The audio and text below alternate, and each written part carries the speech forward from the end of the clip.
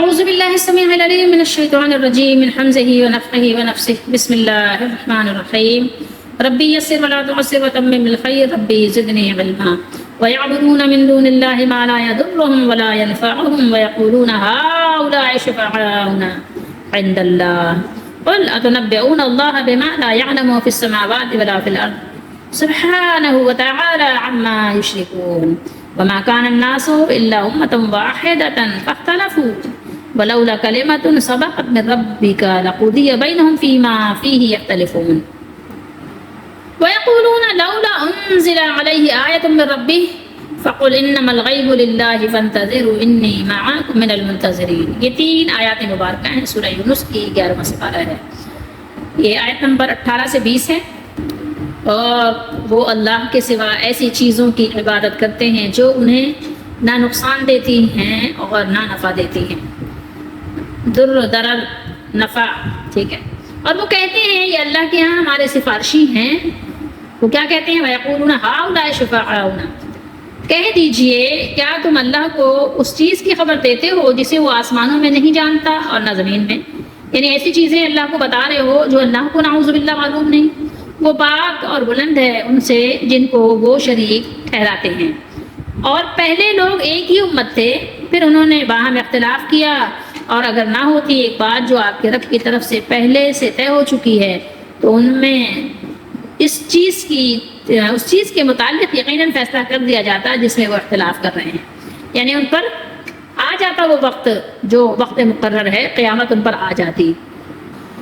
اور وہ کہتے ہیں اس پر اس کے رب کی طرف سے کوئی نشانی کیوں نہیں نازل کی گئی؟ تو کہہ دیجئے یقیناً غیب تو اللہ ہی کے لیے ہے. پھر تم انتظار کرو، بے شک میں بھی تمہارے ساتھ انتظار کرنے والوں میں سے ہوں. یعنی تم بھی انتظار کرو، میں بھی منتظر ہوں. یہ آیات مبارکہ ان میں سے ہیں جو لوگ اللہ کے علاوہ اللہ ہی کی طرح کسی اور پہ بھروسہ کرتے ہیں یا امید لگاتے ہیں. ان پر ایک کہنا چاہیے کہ سخت ضرب ہے. تو بہرحال یہ احمد رضا کا ترجمہ ہے کنز الایمان. یہاں سے بھی مجھے آپ کو دکھانا ہے کہ یہ یہاں بھی وہی بات ہے ترجمے میں.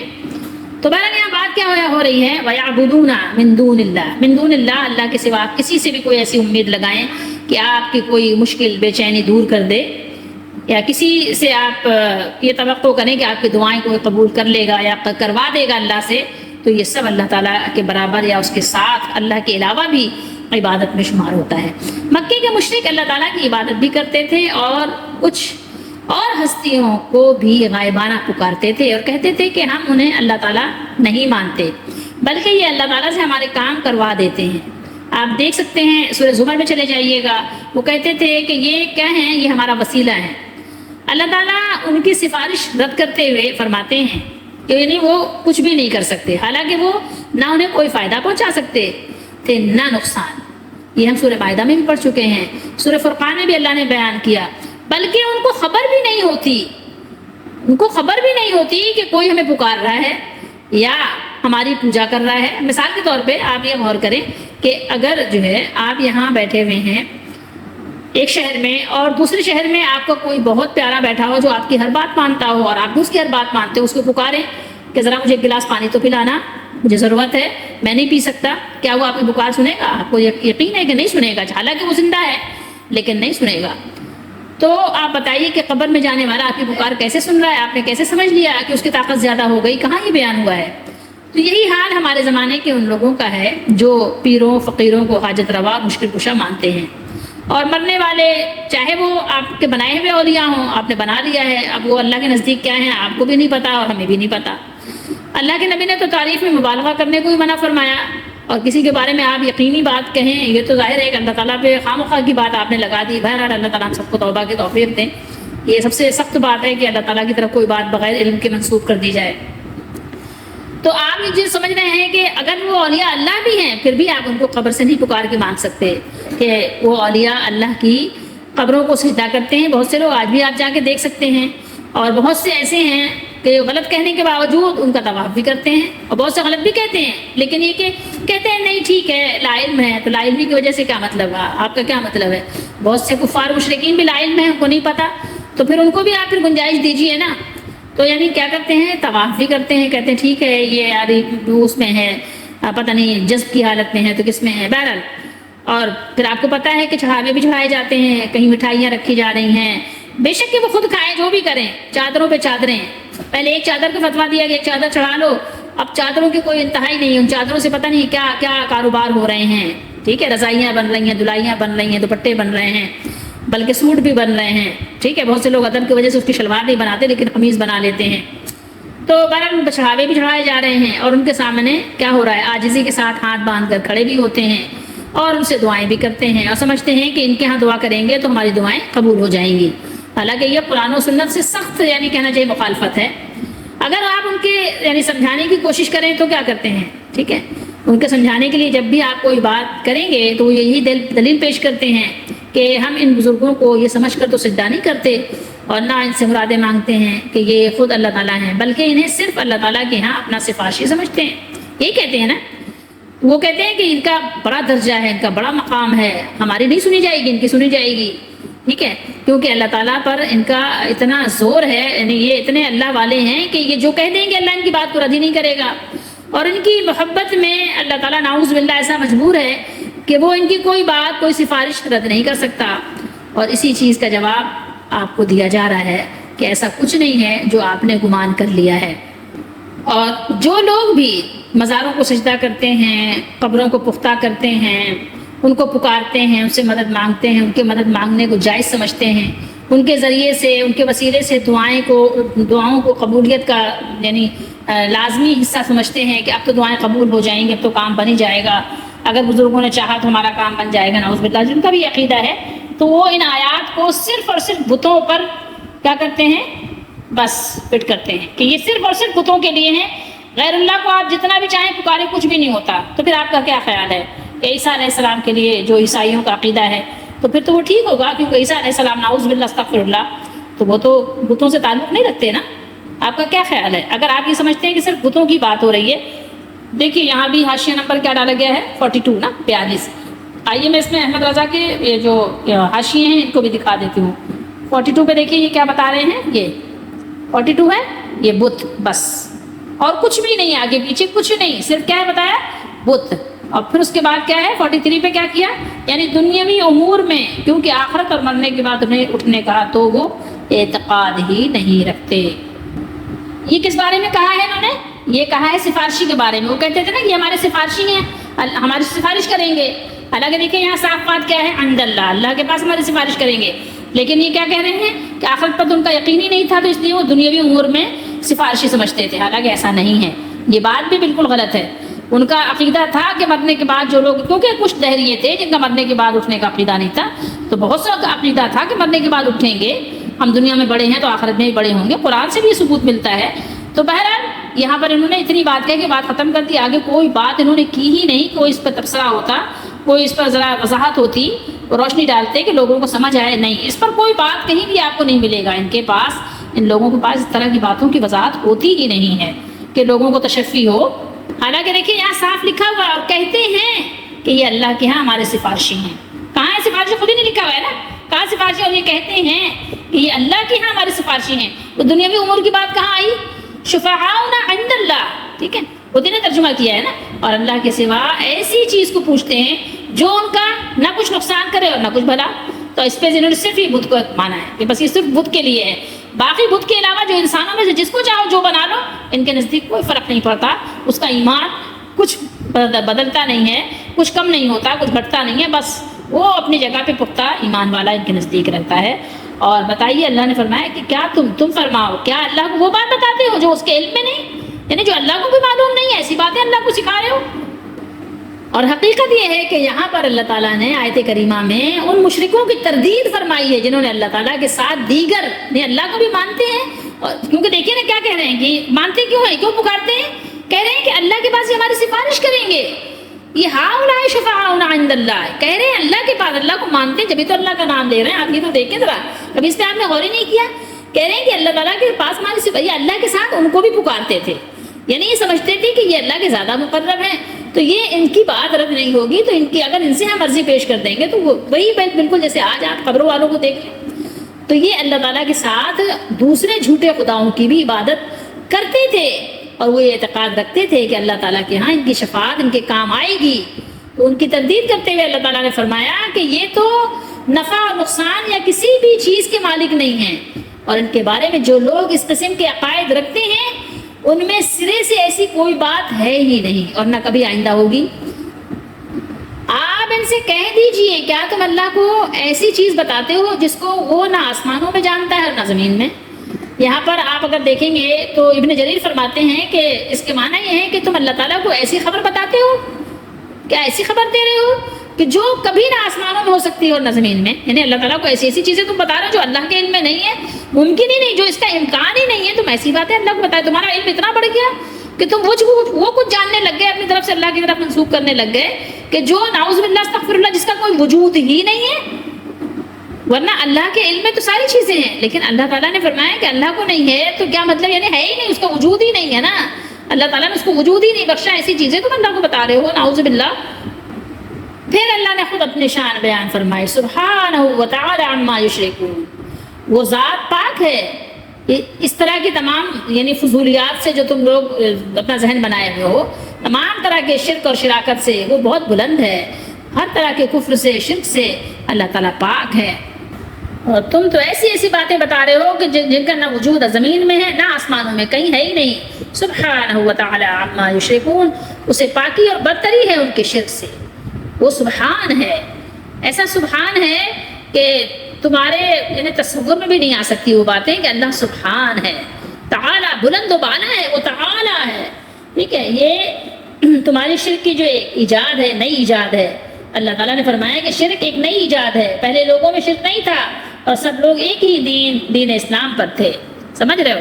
یہ تم لوگوں نے جو ایجادات کی ہیں تم لوگوں کی نئی ایجادات ہیں، نئی تخلیق ہے تمہاری، جو تمہاری سوچوں کی اور خیالات کی پیداوار ہے، اور اس کا کچھ بھی وجود نہیں، کہیں نہیں ہے، اور یہ سب بیکار اور لغو ہے۔ اللہ تعالیٰ نے لوگوں کی ہدایت کے لیے روشن دلائل اور قوی اور مضبوط براہین کے ساتھ اپنے رسولوں کو مبعوث فرمایا اللہ تعالیٰ نے، ہم پڑھ چکے ہیں سورہ انفال میں 10ویں سپارے میں کہ لِيَهْدِكَ مَنْ هَلَكَ عَنْ بَيِّنَةٍ وَيَحْيَىٰ مَنْ حَيَّ عَنْ بَيِّنَةٍ، فرمایا تاکہ جو ہلاک ہو وہ دلیل کے ساتھ ہلاک ہو، روشن اور واضح دلیل سے ہلاک ہو، اور جو زندہ رہے وہ واضح اور روشن دلیل کے ساتھ زندہ رہے۔ اور فرمایا اللہ تعالیٰ نے وَلَوْلَا كَلِمَةٌ سَبَقَتْ مِن رَبِّكَ، اور اگر ایک بات جو آپ کے رب کی طرف سے پہلے سے ہو چکی ہے نہ ہوتی، اگر ایسی بات یعنی اگر یہ بات نہ ہوتی کہ اللہ تعالیٰ حجت پوری کیے بغیر کسی کو عذاب نہ دیتا، اور یہ کہ اس نے مخلوق کو ایک محدود مدت تک کے لیے پیدا کیا ہے، تو اس اختلاف کی وجہ سے ان کا فیصلہ کر دیا جاتا، جس سے وہ مومنوں کو کامیاب و کامران کر دیتا اور کافروں کو ناکام و نامراد نیست و نابود کر دیتا۔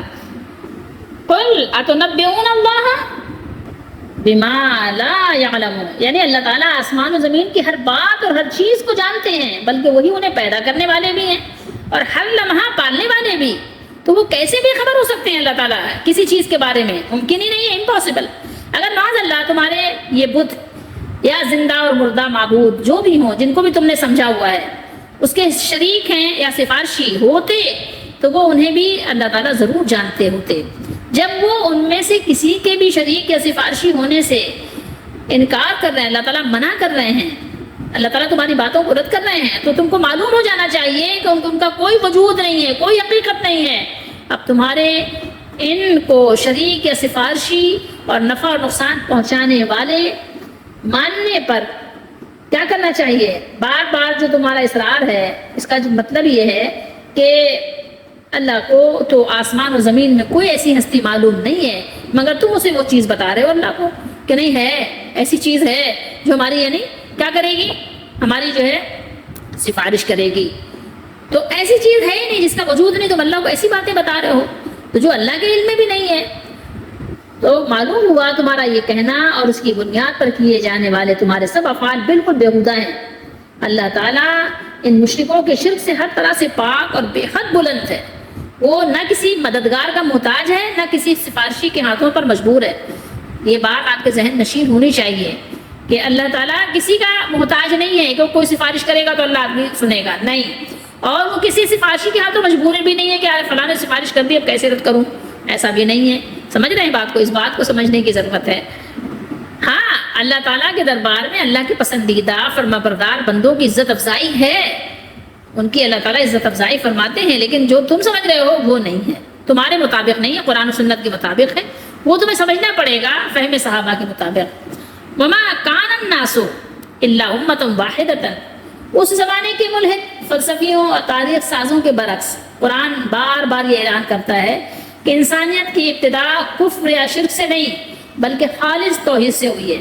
ابتدا میں تمام انسان ایک ہی دین یعنی اسلام پر تھے اور ایک ہی ان کی ملت تھی، لیکن آہستہ آہستہ انہوں نے اس دین سے انحراف شروع کیا اور اپنے خواہشات کے پیچھے لگ کر آپس میں اختلاف کر کے اپنی اپنی مرضی کے دین اور قانون گڑھ لیے۔ آپ یہ سورہ بقرہ میں بھی پڑھائے ہیں۔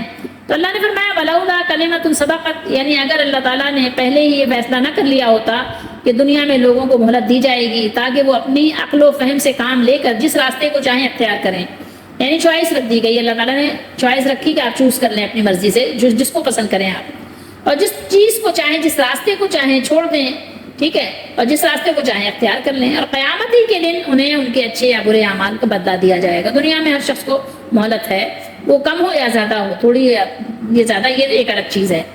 تو کبھی اللہ تعالیٰ کا یعنی معاملہ ہے، یہ حقیقت کو اللہ تعالیٰ بے نقاب کر دیتے اور کبھی کا فیصلہ ہو کے کام ختم ہو جاتا ہے، لیکن یہ چونکہ ظاہر مہلت کا اللہ نے وقت رکھا ہے اور اللہ تعالیٰ کے دربار میں باتیں بدلتی نہیں ہیں، جب ایک دفعہ فیصلہ ہو جاتا ہے سو ہو جاتا ہے، اس میں بھی ترمیم تاخیر نہیں ہوتی، بس اللہ کا فیصلہ اٹل فیصلہ ہے۔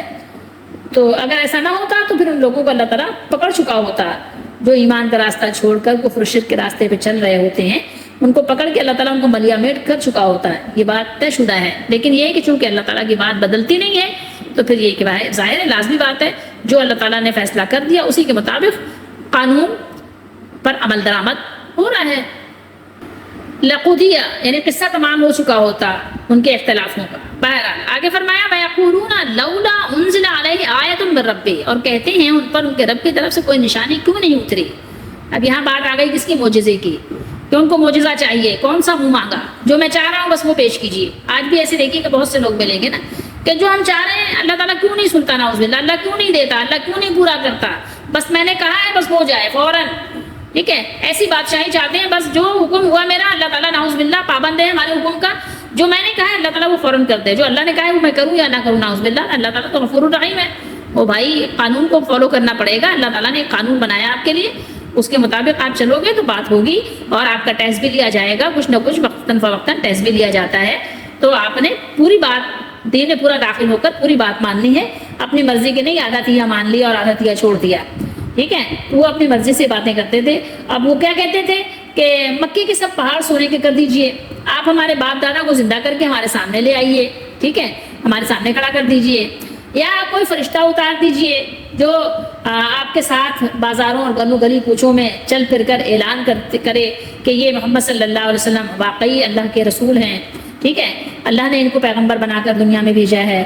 تو اس طرح کی باتیں قرآن میں اللہ تعالیٰ نے مختلف جگہوں پہ بیان فرمائی ہے، اور 15 سپارے میں بھی ہے، سورہ بنی اسرائیل میں بھی اللہ تعالیٰ نے بیان کیا ہے، یعنی ان کو معجزوں کی کئی یعنی فرمائشیں وہاں پر اللہ نے ذکر کی ہیں کہ طرح طرح کی یعنی فرمائشیں، نئی نئی فرمائشیں کرتے تھے، اور ایسی فرمائشیں کہ علمان الحفیظ کہ آپ جو ہے بس یہ سب کر دیجئے تو ہم مان لیں گے کہ آپ اللہ کے نبی ہیں، لیکن انہوں نے ماننا تو ویسے بھی نہیں ہوتا تھا، جادو کہہ کے بھاگ جاتے تھے۔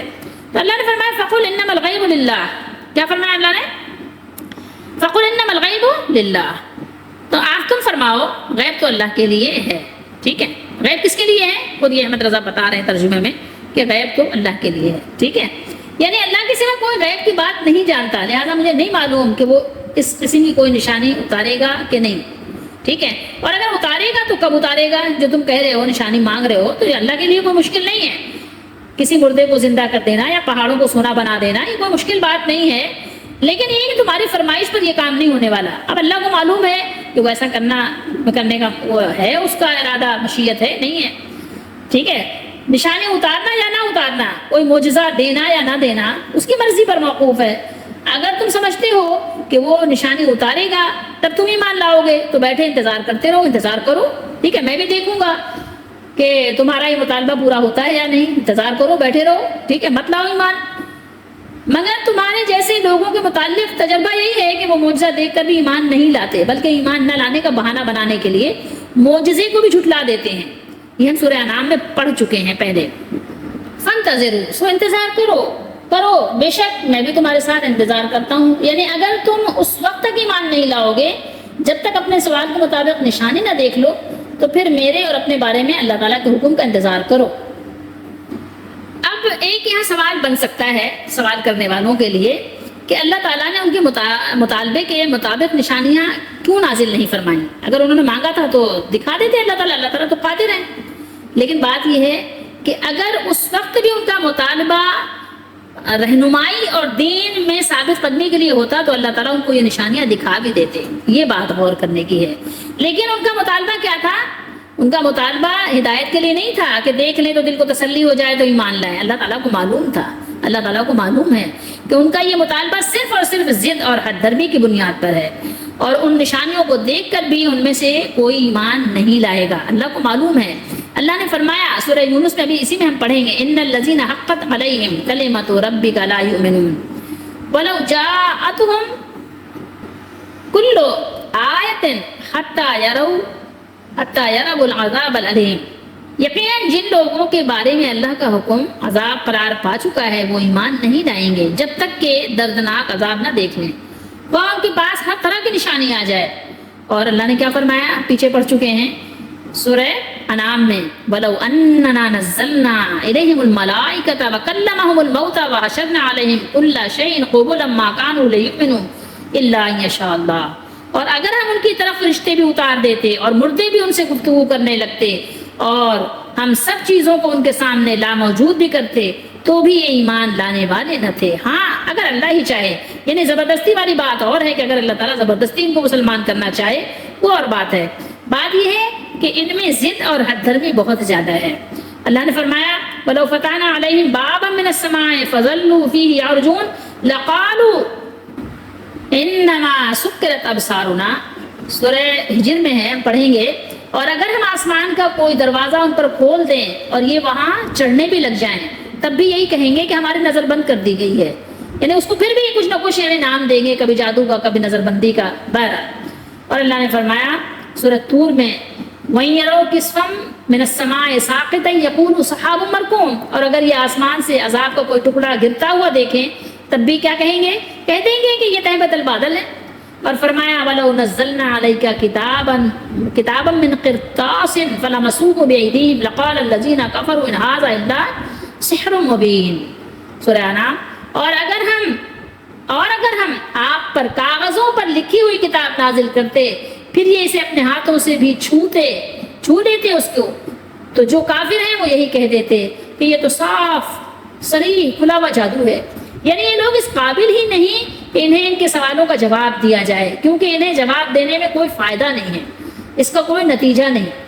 اس کے لیے اپنے ان کا کیا ہے گناہوں اور بدعمالیوں کی وجہ سے یہ اپنی ضد اور حد دھرمی پر جمے رہیں گے.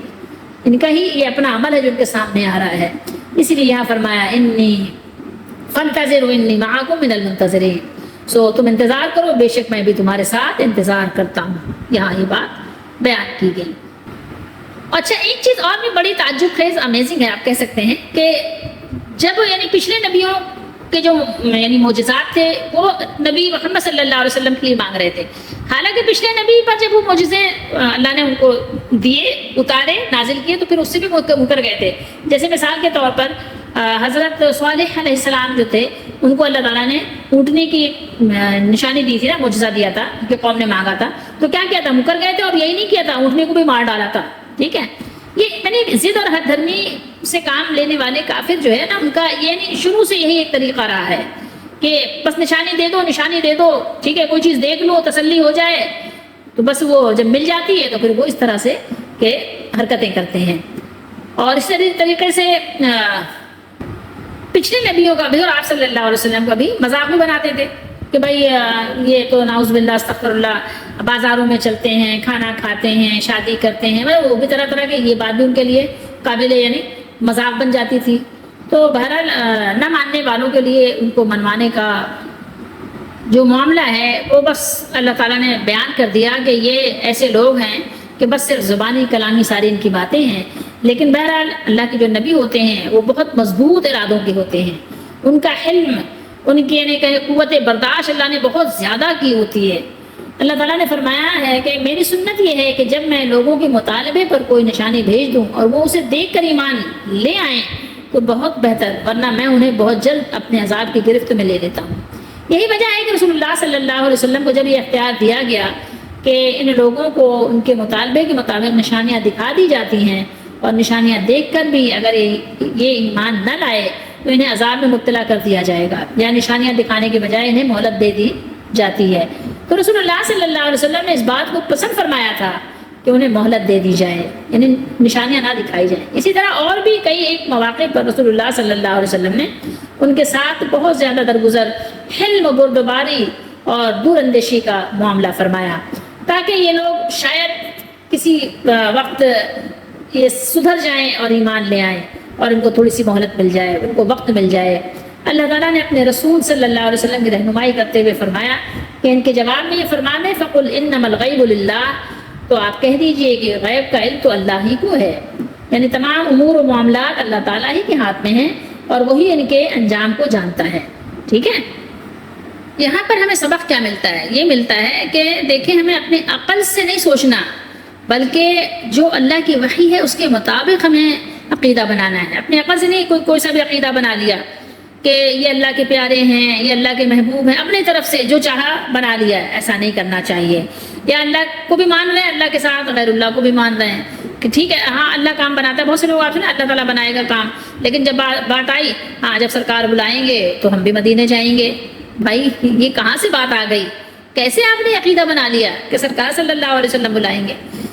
یہ نبیوں کا مرتبہ بلند ہونا اپنی جگہ ہے، لیکن اس میں اپنی طرف سے ایک بات کو شامل کر دیتے ہیں۔ آپ یہ بھی تو سوچیں، اپنی طرف سے اس میں یہ بات شامل نہیں کر سکتے کہ آپ اللہ کی عبادت کر رہے ہیں، اللہ کو بھی حاجت روا مشکل کشا مان رہے ہیں اور اللہ کے علاوہ بھی مان رہے ہیں، بزرگوں کو بھی مان رہے ہیں۔ ایک تو یہ کہ دیکھیں آپ کسی کے بارے میں نہیں جانتے کون بزرگ ہے کون نہیں ہے۔ ہاں جو صحابہ کرام ہیں یا جن کے بارے میں اللہ کے رسول صلی اللہ علیہ وسلم نے بیان کر دیا ہے، جن کے بارے میں قرآن نے بیان کر دیا ہے، وہ تو بالکل یعنی سمجھ لیں کہ اس میں کوئی تبدیلی نہیں ہو سکتی، وہ تو ٹھیک ہے۔ لیکن جن کو آپ بزرگ کہہ رہے ہیں اس کے بارے میں تو یہ بھی نہیں پتا کہ وہ بزرگ ہیں کہ نہیں ہیں۔ یہ بھی بات ہے کہ آپ کو پاس تو وہی نہیں آئی نا کہ کسی کے بارے میں آپ یقینی کہتے ہیں کہ بھائی بہت خوبصورت ہے، اس کا چہرہ روشن ہے، یہ نورانی چہرہ ہے۔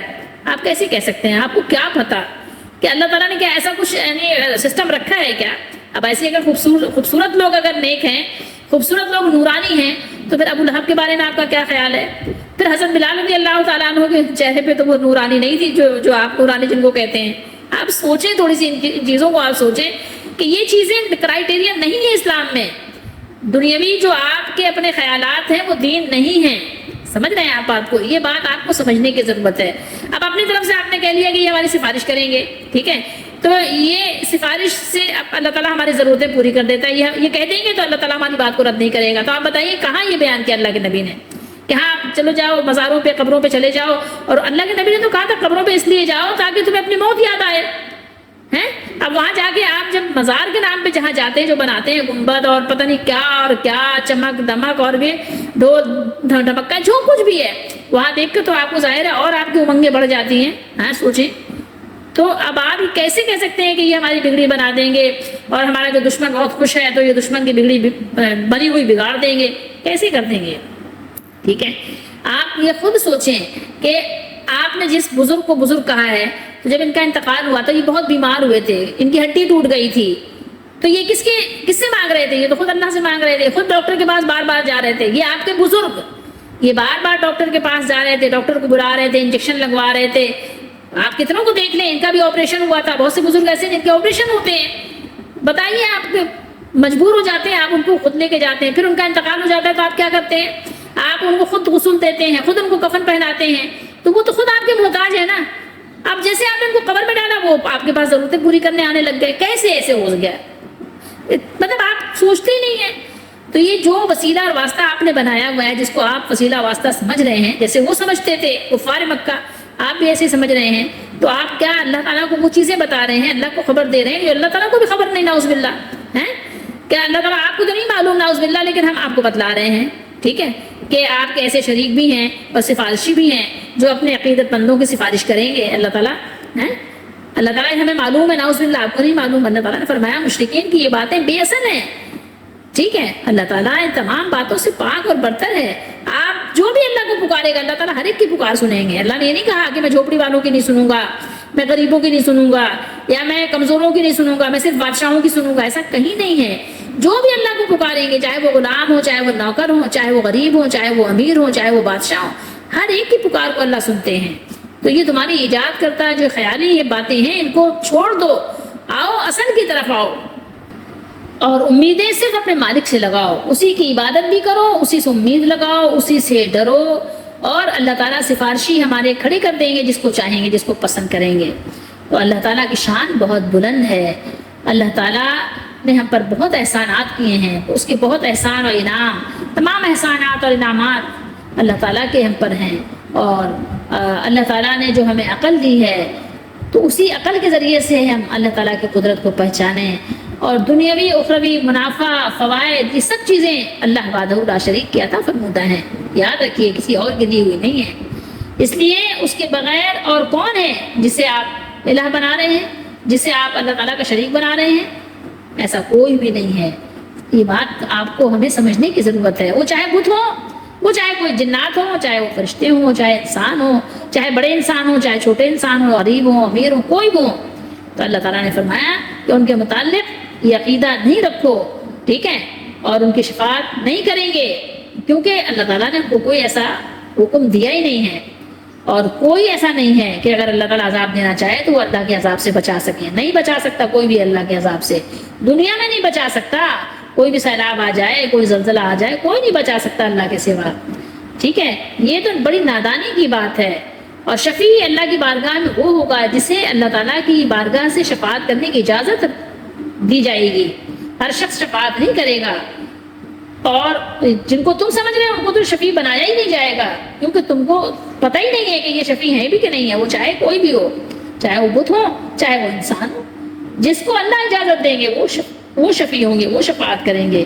اور باقیوں کی کیا مجال کہ اللہ کی بارگاہ میں، اس کی بارگاہ عزت و جلال میں زبان ہلا سکیں؟ اللہ نے فرمایا کوئی زبان ہی ہلا نہیں سکتا اللہ کے حکم کے بغیر. باطل عقیدوں پر جھگڑا بھی نہیں کرو، اختلاف بھی نہیں کرو، اور ان کو چھوڑ بھی دو، اور حق کی طرف آؤ، قرآن کی طرف آؤ، سنت کی طرف آؤ. اللہ تعالیٰ ہم سب کو سمجھنے کی توفیق دیں. اللہ نے عقل دی ہے، عقل کے ذریعے سے پہچانے. آپ خود آپ سمجھیں، آپ کو سمجھ آئے گی. اگر آپ سمجھنا چاہیں کہ آپ حق کے متلاشی ہوں کہ اللہ تعالیٰ مجھے سیدھے راستے پہ چلائیے، اللہ تعالیٰ مجھے قرآن کی سمجھ دیجیے، مجھے سیدھے راستے کی سمجھ دیجیے، مجھے ہدایت عطا فرما، مجھے سیدھے راستے پر چلنے کی توفیق دے، سیدھے راستے پر استقامت دے. اگر آپ اللہ سے مانگیں گے تو اللہ تعالیٰ آپ کی رہنمائی، آپ کی مدد ضرور فرمائیں گے. اللہ تعالیٰ کسی کو اپنے دربار سے دھتکارتے نہیں ہیں. لیکن ایسے ہی آپ آنکھ بند کر کے کسی کے پیچھے یوں چل پڑنا، یہ سوائے گمراہی اور نقصان کے کچھ بھی نہیں دیتی. اللہ تعالیٰ آپ سب کو سمجھنے کی توفیق دے. اللہ ہماری دستگیری فرمائے، ہماری مدد فرمائے. آمین.